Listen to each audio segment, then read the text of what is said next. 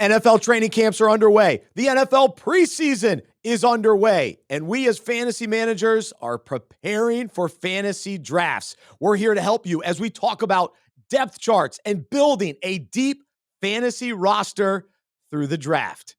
Here we go. It's the Fantasy Football Fellowship podcast starting now.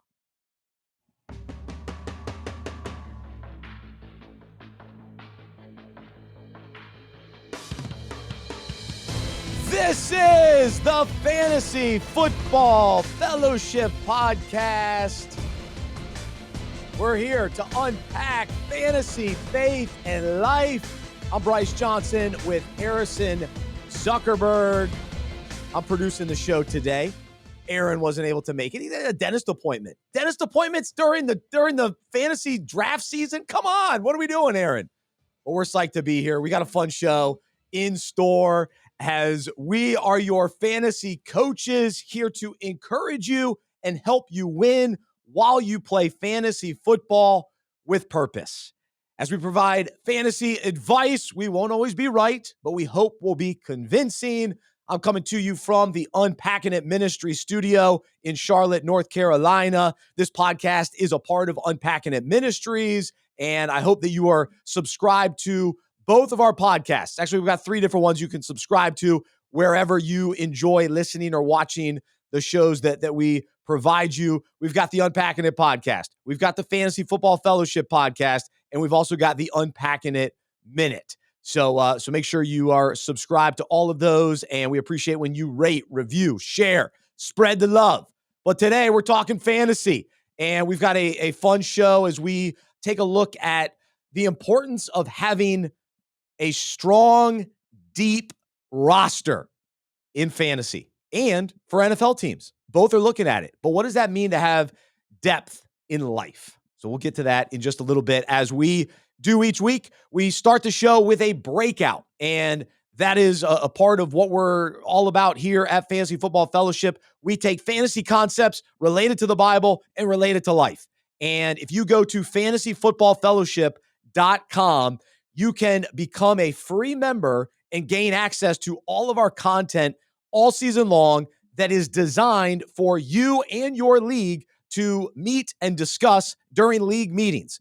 And so these breakouts, we write them, we talk about them on the show, and then we encourage you to then read them, listen, unpack it, and then discuss with your league all throughout the season. So go to fantasyfootballfellowship.com and sign up today. Also, many of you are already in a ton of fantasy leagues, but how about you join one more league? We also have Unpacking It Run leagues that you can be a part of. So if you go to unpackingit.com/fantasy, you can join one of our multiple leagues. We've got a really fun auction best ball league. We've got a unique 32-team league where you own an NFL franchise's roster. We also have a standard league that you can be a part of as well. So that's unpackingit.com/fantasy. But before we jump in and talk sleepers today, we're going to take a look at some of the top picks this year in the draft. I want to talk about depth charts. And this time of year, it's really crucial for NFL teams, especially as preseason gets going. They are making decisions on their depth chart. One, who's going to be at the top of the depth chart, but really where a lot of the focus is who's going to be at the bottom of the depth chart that actually adds depth to a roster. And so you look across the league, and what are we talking about? We're looking for teams that have a deep wide receiver room. They got multiple weapons. They've got 3, 4, 5 wide receivers that can produce in fantasy this year. And for the NFL teams, obviously they want multiple weapons. Same goes for the running back position. You're looking for teams that have depth. Okay, who's third and who's got a chance over the next couple of weeks to move up the depth chart and then also add to the depth of all these different positional groups across the league. And here's what we do as fantasy managers. We get all excited about the first round. And we're going to talk about the first round today on the show. But before we do that, I want us to be reminded of the importance of having a deep fantasy roster and having 5 quality running backs on your team. And actually, not just oh yeah, whatever, final pick of the draft, like, just give me somebody. No. It's an important pick. Your 13th, 14th, 15th draft pick, however many players you have on your rosters, it matters. You want a deep roster because if you've played fantasy or if you've been an NFL fan, you know that injuries happen all season long. And so as fun as it is to have a top pick and you're thinking about your number one draft pick with the 8th spot or the 5th spot or the first overall pick, great, get somebody. A lot of those guys are going to be good. They're going to be great. But the chances are someone's getting injured. Last year was Nick Chubb, and it was a bummer. But if you had a deep roster, then you can respond. And I won a league where Nick Chubb got injured. He was my second round pick, but I won that league because I had a deep roster and I added depth at the running back position. And so depth is crucial for us as fantasy managers. And then of course, as NFL teams who has deep teams, because the surface level teams, right, are fantasy teams that they're good on the surface, but you start digging deep on that bench and you go, yikes. By week 8, you could be in big trouble. But if you come away from your drafts in the next couple of weeks and you are targeting specific sleepers and you're drafting your 12th, 13th, 14th pick with confidence because man, depth matters. You're going to be in good shape all throughout the season because an injury will happen. You'll be good to go. You'll keep rolling. You go, oh man, I hate losing that guy. It's a bummer. That's okay. Next man up. I've got depth. And so here's the parallel for us today as we like to take a look at fantasy football and relate it to life and relate it to the Bible and our faith as followers of Jesus. Here's the encouragement for us today. Depth matters. It matters from a faith perspective. And before I get to that, it also matters just in life. And we have to evaluate, am I living on the surface? Or do I have deep relationships? Does depth matter to me? Am I just on the surface and, you're talking to neighbors or coworkers? It's just surface level conversations. And that's really the extent of your relationships in life. Or do you value deep friendships, deep relationships, deep conversations, talking about things that matter and going deep with people and actually getting to know who they really are and what they're all about and what's important and what struggles they're going through? Or are we just kind of surface level and whatever, I don't care? Well, then we're not enjoying and experiencing a deep, meaningful, purposeful life. And so even beyond that, as followers of Jesus, we have the opportunity to know God in a deep, meaningful, powerful way.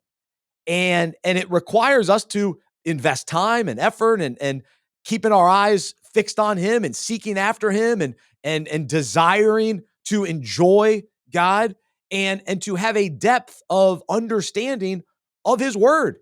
So we have the choice to, right around the surface, and we go to church on Sundays and, may listen a little bit to the sermon and then that's it. Or do we take depth seriously? No, man, I want to go deeper. I want to have a deep relationship with the Lord. I want to have a deep grasp of what God's word says. And I want to take that depth and then, that translates into deep relationships in life and what really matters. And so all too often I find ourselves, we find ourselves just living right at the surface, and so today the encouragement is to go deep. Think about your depth on your fantasy team, but think about deep relationships and think about the depth that we can have with Jesus. And really, when it comes to building a roster, it's about having a foundation, right? We want to build a solid foundation coming out of our drafts, a deep roster. And here's a parallel for us. It's found in Luke in the Bible, chapter 6, 47 and 48. And this is Jesus talking, and he says, I will show you what it's like when someone comes to me, listens to my teaching, and then follows it. It is like a person building a house who digs deep and lays the foundation on solid rock. When the floodwaters rise and break against that house, it stands firm because it is well built. And so we want to have a deep foundation built on Christ, that our lives are built on a depth that we're digging deep. We're digging deep with Christ. We're relying on him. Our life is centered around him. Our foundation is on him and his truth and his word and his life.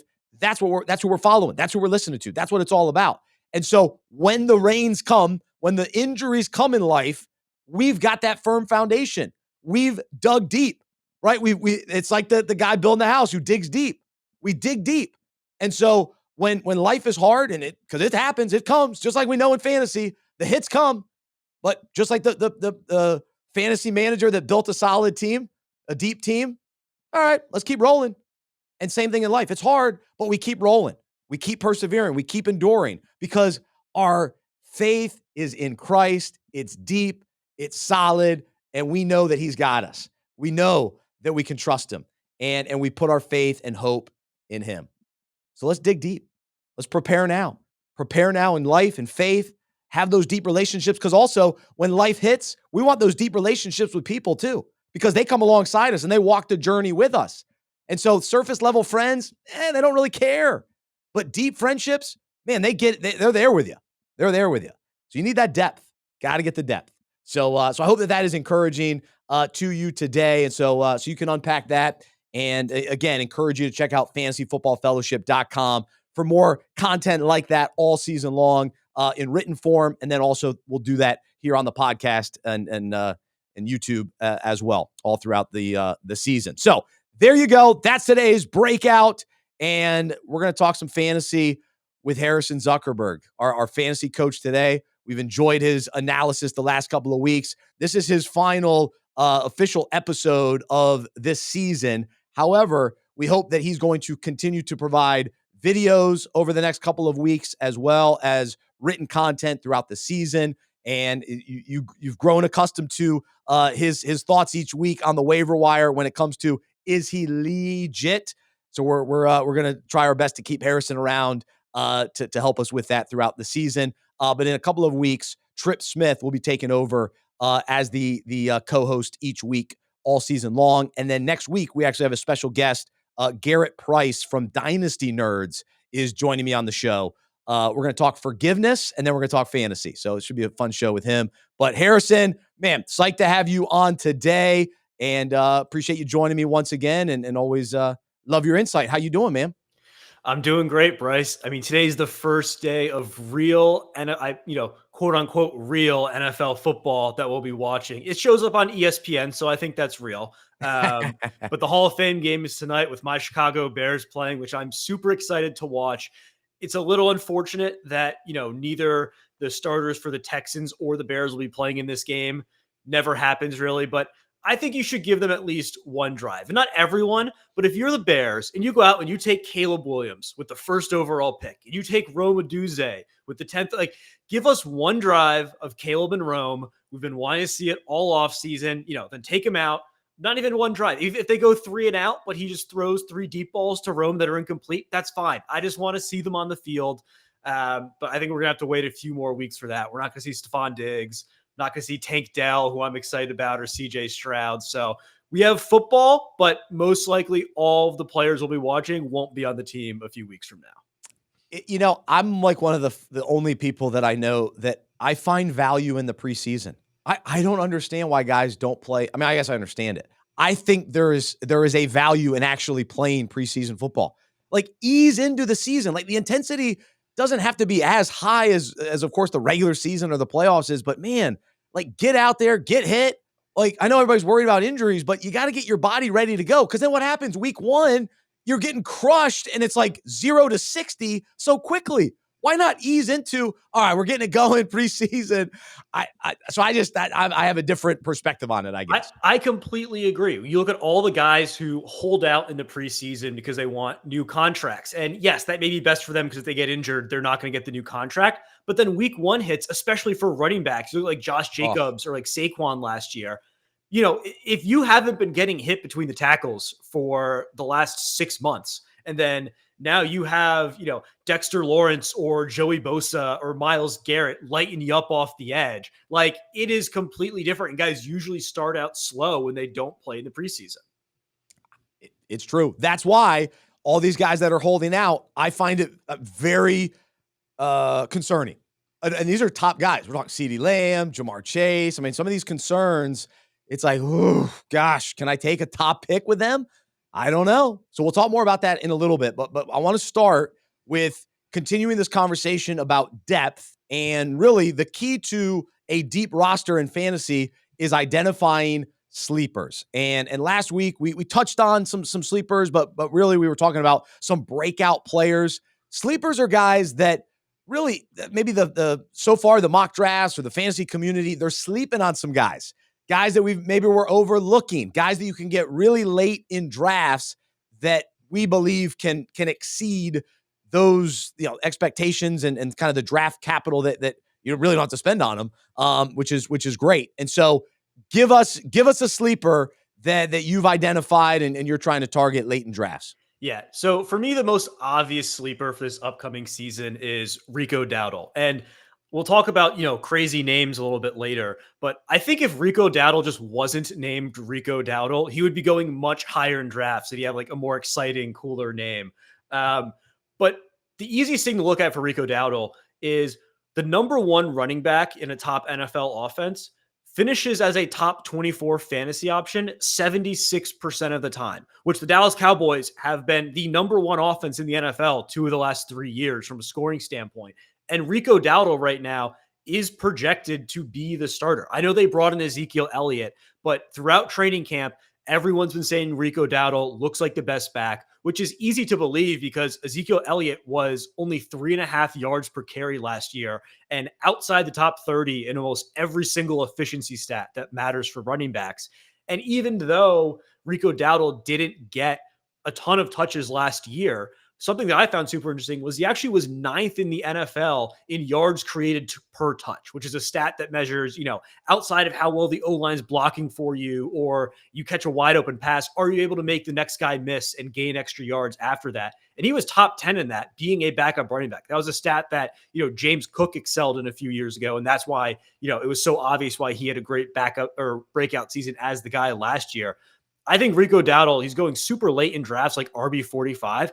There's a very slim chance to me that he does not finish as a top 24 running back in fantasy football this year. You look at some of the breakouts that have gone late in drafts and had huge explosive years like Raheem Mostert, Gus Edwards, David Montgomery, Jamal Williams. Like all of those guys did it because they were a top running back in a top NFL offense and were just a product of being on a great team, which Rico Dowdle certainly has going for him. I'm in with you, and I'm not a big Ezekiel Elliott guy, so I'm siding with Rico, and I was on his bandwagon last year, and so we'll continue that. So I'm right there with you.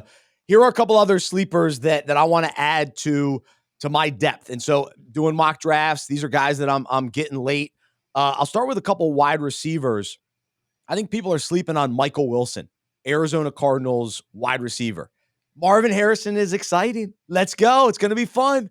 But if we think that he's going to come in and get some attention, well, you got to have a number 2 guy. And in Arizona, if they're going to start passing it more and Kyler Murray's coming back, so if you're going to buy that narrative, don't forget about Michael Wilson, who had a nice rookie season, showed flashes of being really productive, and then we sort of forgot about him. And I know Trey McBride is there, and he's going to have a nice season at tight end, but if this offense lifts a little bit, Michael Wilson is he's still a young guy. He's coming into year number 2, and he may even have a little bit of an advantage early in the season. We'll see how quickly. Harrison's unbelievable. So they're drafting him in the second round, expecting big things right away, but just don't overlook and sleep on Michael Wilson.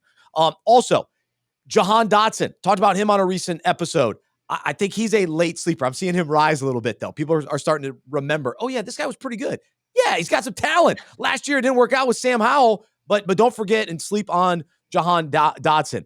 Also, the situation in Cleveland, both of us were kind of hesitant about Cleveland this year, deservingly so. Everybody always sleeps on Amari Cooper, but Jerome Ford, who was really good filling in for Nick Chubb last year, should be the guy to start the season, and people are forgetting about him and sleeping on him. And a very concerning thing for Deontay Foreman today, he got injured. Apparently, he's going to be okay. He's coming back to practice kind of as we speak, I guess. But scary, they got helicopter, all that kind of thing.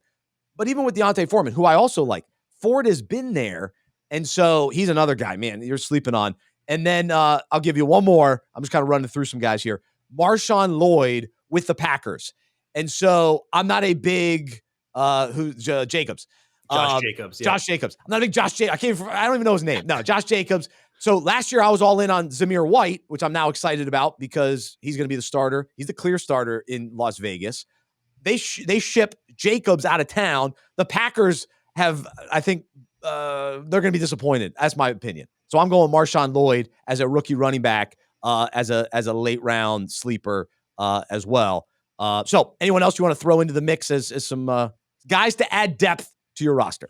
Yeah. So when looking at what makes like a great sleeper, obviously there's some guys that come to mind. Like Raheem Mostert last year is like the perfect sleeper because he finishes like the number one running back behind Christian McCaffery, despite going in like round 13 or 14. But I looked over the last 5 years, who are some more guys like that were drafted later than round 10, ended up finishing as a top 30 player at their position. So, you could be starting this guy pretty much every single week. And it's really interesting what I found because it kind of like bucks the trend of what we normally think about with late round sleepers or breakouts. We're looking for young guys who, who's the 5th round rookie that might come in like Puka Nacua and light it up. But typically the guys that actually come in and have success are veterans that people are overlooking. And the reason they are taken later is because people are more excited about the rookies. When you look at guys like Adam Thielen and Cole Beasley, who have constantly outperformed their ADP because they're the old guys and everyone's excited about the rookie coming in who might take their job, but the rookie never actually takes their job. So some guys like that this year, Curtis Samuel in Buffalo. I know everyone's excited about, the young wide receivers that they have there come up to replace Stephon Diggs, Dalton, Kincaid. But historically speaking, Curtis Samuel's probably the best bet to actually finish as the wide receiver 1 in that offense. Another thing with the New England Patriots, I know people are excited about Demario Douglas and Jalen Polk, but they signed KJ Osbourne in the offseason, someone who is going completely overlooked, but right now is number 1 on the Patriots depth chart and who has been a productive wide receiver in Minnesota over the last few years. And then the final guy I'll mention as this, old vet wide receiver, DJ Chark coming into the Los Angeles Rams. I like Ladd McConkey a lot, obviously, but he's a guy that's been in the slot, and we haven't really seen him be a dominant college wide receiver. He was more of a gadget guy in college. Quentin Johnson, I don't really believe in, but those are 2 young, hyped guys. DJ Chark, they brought in as a free agent and he is the starting wide receiver right now. He's running in 2 wide receiver sets in practice, but is not being looked at all in fantasy. And it kind of makes sense why these vets actually end up being good breakout picks. Because if you were to take DJ Chark and put him on Alabama last year, he would look a lot similar to Marvin Harrison as like a 6'4", 4.4 speed, 215 pounds. Like there's a reason why the 5th round rookies don't always break out. It's because the guys who have been in the league for 6-7 years are just better and they get the shot. When there's an opening at the number 1 spot, it usually goes to the vet. It's interesting. And to continue that, like I said, with the second year wide receivers, let's not overlook these guys because you've got, even in Carolina, we're getting some hype for Jonathan Mingo. And he's another sleeper that if this hype continues. Don't forget about Josh Downs with the Indianapolis Colts. He had some really good performances. Now, he played better with Gardner Minshew. I'll give you that. But let's see Anthony Richardson out there. Let's see him healthy for a full season. And Josh Downs, who, it took him a few weeks to get going. But once he got out there, he was impressive. So he's coming into the second year. So even in Indy, there's some excitement for Adonai Mitchell. Well, fine. He might be good as the season goes on, but let's not overlook and sleep on Josh Downs either. So another name to consider. So, and you're talking about Marvin Harrison on Alabama or Ohio State? Well, he was on Ohio State. I was saying you put DJ Chark on Alabama, he would look a lot like Marvin. Obviously, we're both on the same team. That just wouldn't work out. Gotcha. Too many wide receivers, too many mouths to feed. I don't even know who the Ohio State quarterback was last year after CJ Stroud. I've already forgotten his name. Yeah. But yeah, Harrison was unbelievable. But no, I think you bring up a really good point about these overlooked veteran guys, because last year I was in on the Adam Thielen bandwagon, right? And so the Darius Slayton a couple years ago with the New York Giants, like some of those guys, and you get them really late in drafts. That's the key. Thielen, you had to probably get middle of the draft last year. But anyway, those are the kind of guys. So they're sleepers. We want you to consider them. We want you to have a deep roster. Don't forget about those guys. And yes, there is a conversation to be had about going to get some rookies and some rolling the dice on a couple rookies. It's fun. It's part of fantasy. And yes, a lot of rookie breakouts happen. So again, back to building a roster and having depth, mix it up. Don't go all rookies. Don't go all veterans. Don't go all risky guys. Get some steady guys. Get a couple risks. Buy into a couple of the players that are hyped and potential breakouts. Yes, but don't load them up all with potential breakouts. Get guys that have been consistent. Don't forget about those guys either. So we have to be reminded of this. We're your fantasy coach here on Fantasy Football Fellowship. Got to coach you up and remind you of some of these things. I got to remind myself. It's these are some of the fundamentals that we start hearing some of these training camp, some of the news, and we start swaying one way or the other, and we have to remind ourselves of some of the principles to stick to. All right, speaking of training camp news and hype, I want to talk about a couple kind of headlines or things that have come up from training camp, especially some of the things that have already been said on this podcast. We hold each other accountable, and so if we're giving our opinions, we'll bring it up again. One of those things is I am all in on Bijan Robinson. I am planning to draft him early in my draft. I think you can make a case to take him first overall. But the news this week is Tyler Algier is still floating around. He's still there. I think we have a very similar situation in Atlanta and Detroit where David Montgomery was good last year. Tyler Algier was good last year. Montgomery obviously better than Algier. But then you've got young stud rookies going into their second year, Jahmyr Gibbs, Bijan Robinson, both of them drafted in the top 12, 13 picks, last year's draft. So in Atlanta, here's why I think it's a good thing. And same in Detroit. The case is I still believe Jahmyr and Bijan will be they'll both be top 5 running backs this year. I believe it. I'm convinced of that. The fact that they have good backups or good complementary pieces, to me, extends their season. That I believe in today's NFL where there's very few old school Derrick Henry, Adrian Peterson guys that are just going to get a million carries and stay healthy all year. Like Frank Gore, you don't really see that anymore. So we can't be scared of the committees or 2 running backs. You still want the stud on your team. I still want Bijan instead of Algier, but I'm not getting nervous that Algier is still going to be a part of this offense. Are you nervous? Before the show, I sensed a little bit of nervousness. Can I talk you out of it? So I'm a little bit nervous with Bijan just because of how high you have to draft him. Like you said, you have to take him as the RB1 or 2, where if I'm drafting someone as the RB1, I have to get Christian McCaffery, whereas I know if Christian McCaffrey is playing, starting for the 49ers, he's going to score 25 points in fantasy. There's no game where Christian McCaffrey's only getting 10 touches. Spending a third overall pick on Bijan is a little bit nerve-wracking to me, especially when I think there's workhorse running backs down the board like Kyren Williams, like Breece Hall, who are just as talented and don't have that backup behind them that's going to be eating into their workload. Now, that said, every year we do see usually at least 2 running backs finish inside the top 10 that have under 17 touches per game. Think about guys like Austin Eckler, Christian McCaffrey before he went to San Francisco when he was, splitting carries in Carolina. There are guys who are just so hyper efficient. They do excel. So I think Bijan is a lock to be a top 10 running back. Jahmyr Gibbs, top 10 running back, definitely. Devon Achane, same thing. But the jump to top 5, which is where you have to draft these guys right now, that's a little nerve-wracking to me. Gibbs and Achane I like because you can get them in end of the first, second round.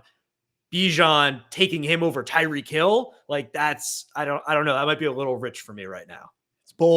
It's bold, Harrison. I'm willing to do it. I've got to stick with my gut on this one with Bijan. Just the talent, and really he just needs to get into the end zone more. That's going to be the key this year. And I think that's possible, especially with better quarterback play. They're just going to be in position to score more points. That's the reality. And yeah, Algier is nice, but he doesn't have the high end talent that Bijan has. And same with Montgomery. Montgomery's solid, but at this stage of his career, every year these running backs get a year older. It's always a little tougher. So I'm still confident in Jahmyr as well. The other story we'll bring up from camp is I have, since the first show this offseason, I've been hyping up Kimani Vidal from the LA Chargers.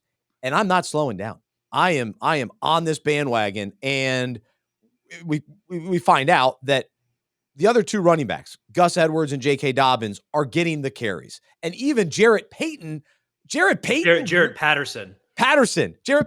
Payton's Walter Payton's son, former guest on the show. But Jarrett Patterson, who was with Washington last year, I had him on my radar last year. Yeah. Jarrett Patterson was, like won people fantasy championships. I was pretty good friends with him when he was in Washington, so I saw the breakout coming. But yeah, there was like 2 games where he came as a starter and scored like 20 fantasy points out of nowhere in like 2020. Yeah. So, but he didn't do anything last year. No, I think he was on practice squads last year. But yeah, he's coming in and he's supposedly getting work over Vidal, which is crazy. I mean, good for him, but so it's of note, right? Okay, cool. We consider it, but I am standing by my rookie running back, Kimani Vidal, as again, a sleeper, a rookie to target later on in drafts. And I believe that he will move up that depth chart as time goes on. We have to remind ourselves too, it's August 1st. And I understand, drafts are going to be taking place in the next 2 to 3, 4 weeks. And so keep a pulse on what's going on. But yeah, Gus Edwards and J.K. Dobbins were brought in to be the guys. Right. And talking about, what I said a few moments ago with it's usually the vet that comes in. We want the 6th round rookie to take over. We all want it. He's explosive, but like the boring guy usually ends up producing for fantasy. That may be the case here. Again, I'm not writing off Vidal completely, but maybe in one draft take Vidal and in the other draft take Gus Edwards just to hedge your bet sometimes. I think Gus Edwards is definitely worth an investment in some fantasy drafts, especially like if you go 0 RB or you need someone to be able to start week 1, then I think Edwards is the right pick. If you have good depth, if you go 2 running backs early and you want someone towards the end of the season, then go Vidal. I think they both have value in the late rounds of drafts. That's a good take. I like that. Yeah, that's fine. It's all about when you get him and what your expectations are for him. I just believe that by midway through the season at the latest, he's going to be the guy they rely on. I definitely can't trust J.K. Dobbins. I'm sorry. I got to see that to believe it. I wish him the best. I hope he stays healthy. It's been a bummer, but the injuries have. There was a viral picture I saw, just like a normal picture of him at practice, and the one, leg that he's torn his ACL twice, torn the Achilles. His calf was about like a third of the size of his calf on the other leg. You just feel so bad for him because super talented player coming out of Ohio State. And it's really only been injuries that have derailed him. But, he's had 4 seasons in the NFL right now and 4 chronic injuries every single year. It's tough to make a bet on that in fantasy. Yes, I do not. I avoid. You talk about a do not draft list. If they've been injury prone, I rarely want to go back to that well. One guy who's been injured lately is Cooper Kupp that I find myself liking this year as a bounce back candidate. He kind of bounced back a little bit last year, but yeah. Anyway, that other than him, injury guys, I crossed them off my list. So sorry, J.K. Dobbins. That's why I continue to like Kimani Vidal. Vidal. He's vital. He's vital to your team. So take him. Pick him. All right, let's have a little fun here. We're gonna switch it up here. We're gonna do a segment called "Who Do You Trust More?" And I want to take a look at some players who are close in ADP. And so if you've been doing some mock drafts, these are guys that if you're at a certain spot, you're picking between these guys most likely. And so if you are on the clock, Harrison, let's start with. You need a wide receiver, and you're staring at DJ Moore, Jaylen Waddle, and DK Metcalf. Click go for who? For me, this one's pretty easy, and it's Jaylen Waddle. Because when you look at what makes wide receivers great, it's being part of a great offense and being attached to a good quarterback. DJ Moore, love him. Caleb Williams, that connection is going to be elite for years to come. However, history tells us that rookie quarterbacks usually don't perform well for fantasy and vice versa. They don't produce great wide receivers. So DJ Moore, kind of out on him. DK Metcalf, I'm in on DK for this season, but when it comes to DK versus Waddle, you look at who's got the better quarterback. I think Tua is better than Geno Smith. Some people may disagree, but I think Tua is better. Who's got the better offense? Certainly the Miami Dolphins. If you're looking at Jaylen Waddle as the number 2, I know last year was disappointing, but prior to that, he was a top 15 guy easily in fantasy. I think Waddle's who you have to go with there out of those 3 guys. All right, I'm a Metcalf guy. I want DK, and I like the new coaching staff. I like a little bit bounce back year for Geno, and I like the weapons that Seattle has, and I think that just helps the offense overall. And my hope is that DK Metcalf gets more touchdowns this season, and even some action coming out of the slot and moving him around on the field. I think could really open things up for him even more as well. So I'm taking DK Metcalf in that spot. All right, let's go to some tight ends that you're picking between. And so this is, rounds probably 5, 6, 7, depending on how many teams are in your league. You're looking at taking Mark Andrews, Trey McBride, or Dalton Kincaid. Dalton Connect is with the Lakers. Excited about him too. Dalton Kincaid, who's, well, I'll just start. I'm on the Kincaid bandwagon. I find him to be a really, opportune. He's got an opportunity in Buffalo to be the guy, to be the number one target consistently. I thought about this today. I have a feeling that the Buffalo Bills, from a wide receiver standpoint, are going to be like the Carolina Panthers team that went to the Super Bowl and lost to the Broncos. They went 15-1, lost to the Broncos. And who were their receivers? I think it was like Ted Ginn. Exactly. Yeah. No, you forget. They weren't fantasy. They weren't. I love Jericho Cotchery, friend of mine. Love Jericho. Ted Ginn, Philly Brown. Those guys. Okay, there was not a stud number one receiver. And you know what it allowed Cam Newton to do? He spread the ball all over the field, and he went with his go-to tight end, Greg Olsen. Josh Allen is very similar to Cam. You make the comparisons. Buffalo loves to steal Panthers players, so they got an eye on Panther blueprint. I think Dalton Kincaid is your Greg Olsen this year, and don't be surprised if Buffalo makes a little surprise run as everybody's writing him off, and Josh Allen doesn't have to listen to Stephon Diggs chirping in his ear every other play. I'm open. No, forget about it. I'm finding the open guy. All three of those receivers, Samuel, Shakir, Keon Coleman, they'll be good as I knock things over in the studio. But the one constant, the one consistent, the guy you can find in the end zone, nice big target coming into his second year. He emerged midway through last year. It's Dalton Kincaid. Let's go. Who are you taking? So I completely agree with you. And if the question's who I trust the most, I think who I trust the most is Mark Andrews. You got your jersey behind you. Yeah, a little bit biased with the jersey behind me. But I do think that Dalton Kincaid has the best upside and chance to finish as the overall tight end number one. I love all three of these guys. I'm bypassing Travis Kelce and Laporta in round two, and I'm taking one of these guys, whoever's left in round 4 or 5 instead. I think they all have great arguments to be, a top 3 tight end this season. But I agree with you. Kincaid would be the guy I would go with. All right, last one. We'll do running backs. And you're staring at Jonathan Brooks, Tony Pollard, and Jaylen Warren. I'm intrigued by all three of these guys. And I would say that I would like to draft all three of them in different leagues. And potentially, if one of them happened to slip, I'd get 2 of them. But especially like in one draft, I've been doing mocks as the second pick. So you come around quickly. So sometimes you can snag 2 of these guys, but I find myself leaning toward Jaylen Warren. I just think his path to production is a little bit stronger, or his ceiling, I think, is a little bit higher, I guess, for me. If things really clicked, I see him going boom, big time. Now with Jonathan Brooks, midway through the season, like, things could really click and be awesome, but you have to be patient with him. And then with Pollard, I'm actually buying Pollard and Spears. I think both of them, it is going to be a 1-2 punch. I just don't think their ceiling is as high. Now, some will argue, Najee Harris, he's going to take a bunch of carries from Jaylen Warren. I understand that case right now.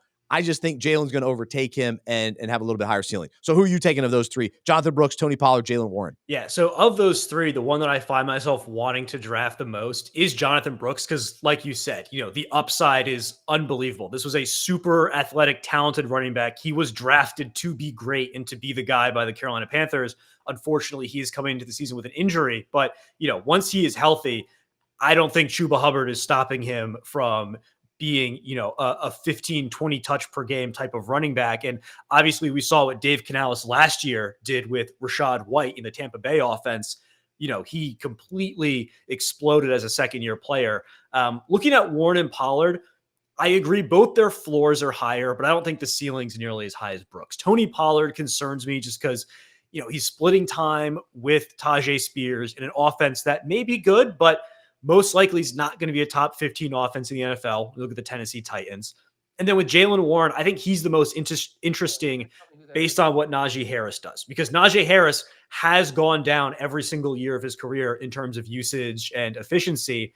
And you look at Arthur Smith's offenses, while we hate it from a fantasy perspective because we don't know who the guy is going to be, the last 3 years when he was in Atlanta, he turned Cordero Patterson into a top 15 running back.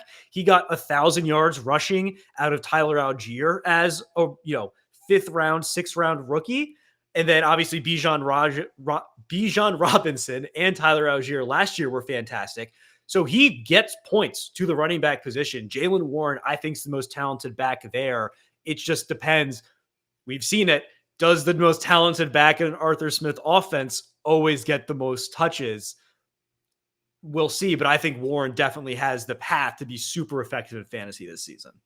Great points. And in some ways, it's nice that there is a new coordinator with a fresh kind of slate, because the former regime had probably some loyalty to Najee Harris just because he had been there and that kind of thing. They drafted him pretty high out of Alabama. So now Arthur Smith can kind of come in there. And to your point, he'll take Cordero Patterson. So, man, if he can do it, then I kind of, again, I like my chances with Jaylen Warren. So that's good stuff. All right. So there you go. There's some different, who do you trust more conversations. Real quickly, we won't spend as much time on this today, but we'll explore this as time goes on. But we talked about depth today, but it's always important who you're going to take first. And so today, we're just going to real quickly give you our top 5 overall players today. So if we are drafting in the top 5, here is our order.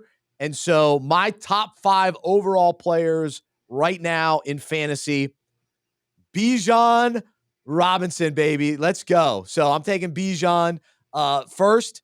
I'm taking Christian McCaffrey second. I'm taking Breece Hall third, CeeDee Lamb 4, and Jamar Chase 5. Yes, that means I am leaving out Tyreek Hill. I do not draft Tyreek Hill. He is not on any of my rosters ever and never will be. So there you go. Who are your top 5 guys? So mine's obviously going to be different because my number 1 guy is Tyreek Hill. I think Tyreek Hill is the easiest number 1 pick in fantasy this year. I mean, he was on pace to break the NFL receiving record last year before he missed a couple games. He's fantastic. He's just unguardable. So I'm going to take Tyreek Hill number 1. Then I'm going to grab Jamar Chase number 2. I mean, we look at what he's done with Joe Burrow when healthy. He would break every NFL receiving record if the two of them could play 17 games together. We'll see if that happens, but I'm going to bet that it happens this year. 3, I'm going to go Christian McCaffrey. I said it earlier. If Christian McCaffrey is starting for the San Francisco 49ers, he's going to score 25 fantasy points. It's that simple. The only reason why I have him 3 then is because you look at running backs over the last few years who have led the NFL in touches the year prior: Josh Jacobs, Jonathan Taylor, Dalvin Cook, Derrick Henry.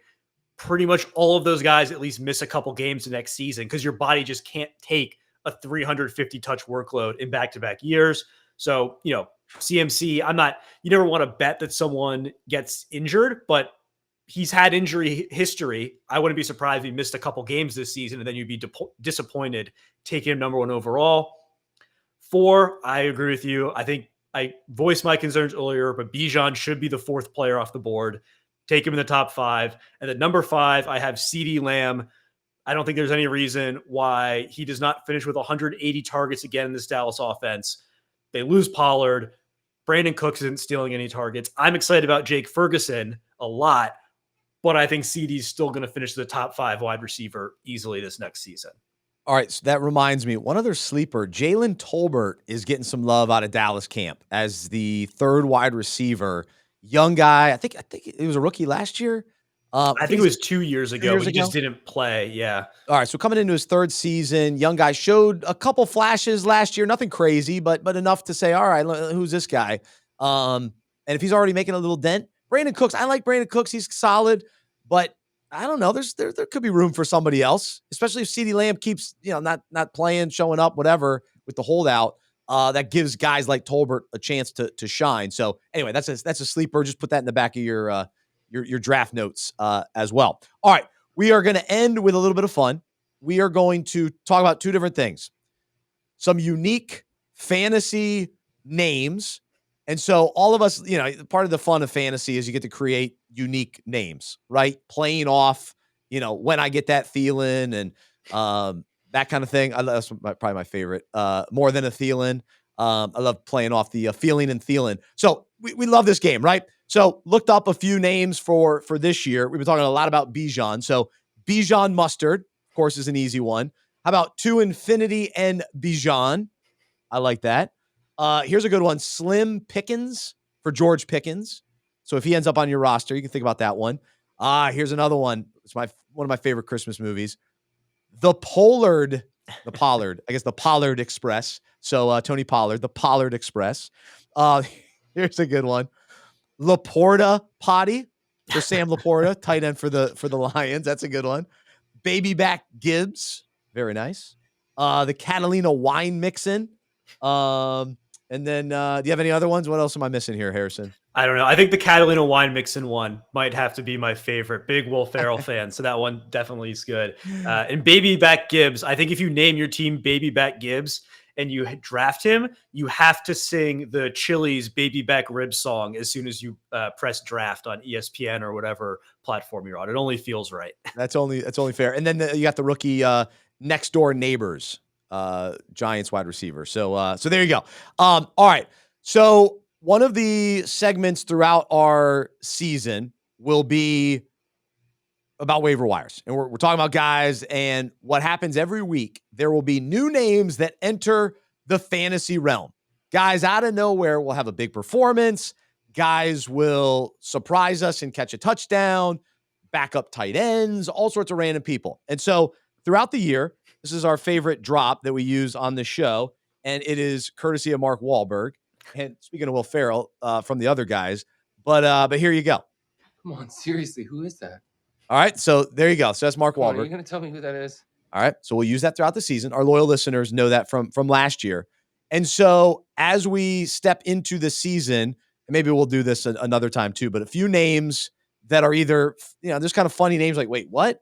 And then also just surprising names that we need to add to our draft prep to do some more research on to make sure that we are familiar with these names so that during the draft, we won't be surprised when someone gets drafted or when we actually draft these guys, because this always happens every year. It's like, wait, who is that? Hey, don't make fun of me for knowing someone that you're not familiar with. That's a lack of draft prep on you. So don't come at me. So this happens every draft. So anyway, here are some of those names. Like we've already said, we've mentioned these three names already, but they deserve a little bit of shout out from Mark Wahlberg. So, of course, my guy, Kimani Vidal. Come on, are you going to tell me who that is? Come on, seriously, who is that? Chargers, fourth string running back. Don't forget him. All right, your boy Harrison in Buffalo. Who is it? Khalil Shakir, third-year wide receiver. I don't know. I know earlier I said that veterans usually took over, but I like Shakir a lot to be the guy there in Buffalo. Come on, seriously, who is that? Come on, are you going to tell me who that is? All right, so there you go. And then in Kansas City, you're excited about Isaiah Pacheco, but there is some buzz coming out of camp. He's a second-year guy. Deneric Prince. Come on, seriously, who is that? Come on, are you going to tell me who that is? There it is. He's getting some love. He could be the RB2, passing Clyde Edwards-Helaire. So get familiar with him.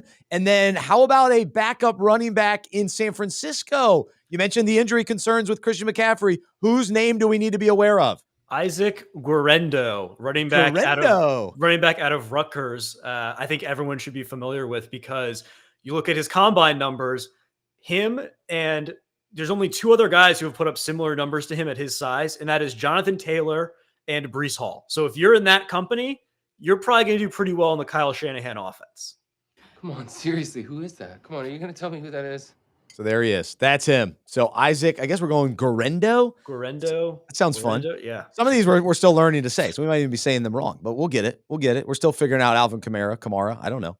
But We'll see about him as well. So there you go. So be on the lookout for that. So there's some fun fantasy names. Don't forget those from a fantasy team name standpoint, and then some names that you'll want on your team. So Harrison, always fun having you on the show. We appreciate all of your contributions and input for a number of years, and we got a bonus year.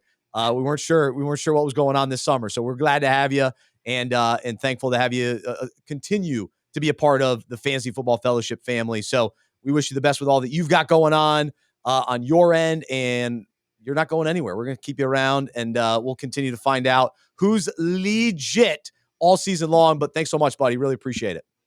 Yeah, no, thank you so much, Bryce. It's always been a blast being able to do this with you and talk fantasy and mispronounce guys' names. So it's a blast. Absolutely. Well, good stuff. Enjoyed it. He's Harrison Zuckerberg. I'm Bryce Johnson, and this has been a fun show. Thanks so much for listening. I'm Bryce, and I'm a sports fan and a fantasy manager who follows Jesus. I believe in the good news that he died on the cross for my sin. He was resurrected, and through faith, I've been saved by his grace. I hope that is true for you as well, and I hope you'll join me as we live life as sports fans and fantasy managers who follow Jesus together. Be sure to subscribe to the Fantasy Football Fellowship podcast feed to get updated episodes all season long. Be sure to check out fantasyfootballfellowship.com and become a free member today. And as we discussed earlier during our breakout, we got to have depth. We got to have depth in fantasy and in life. Let's have a deep relationship with the Lord. Let's have a deep understanding of how much he loves us and a deep understanding of his word. And what's amazing is it's so deep, it just keeps going and going and going and going. The opportunity to know him and follow him, man, there's so much opportunity and depth there. So let's keep pursuing him, following him, loving and enjoying the Lord. So that's the encouragement for us today. Have a great one. We will talk to you next time right here on the Fantasy Football Fellowship Podcast.